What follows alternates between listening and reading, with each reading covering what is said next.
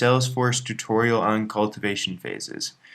We are going to add a cultivation phase to our example account. So we first click on cultivation phases, and a cultivation phase, I'll explain as we create it, so we click new, is something that allows us to keep track of how many cultivation cycles, as we call them, we've went through with the client.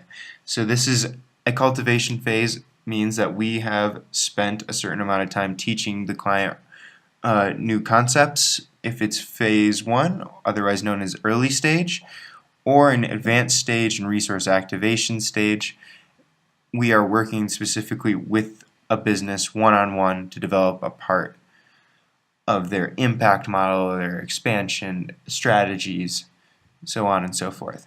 We're going to create a resource activation phase for this account. So we click resource activation, continue. Now we're going to search for our example account. Let's see, this pops up.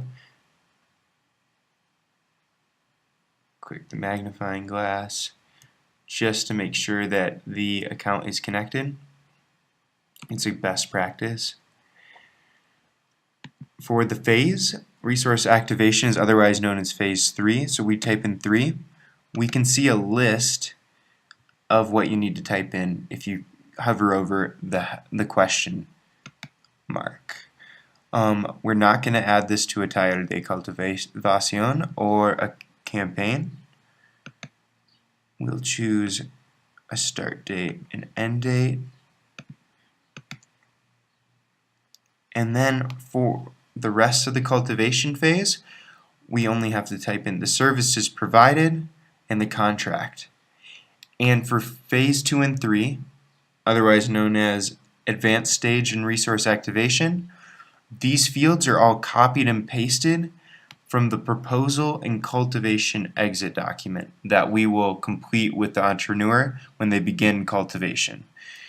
So you'll be able to find all this information in another document. It's just a matter of adding it to Salesforce in these fields. We'll click Save.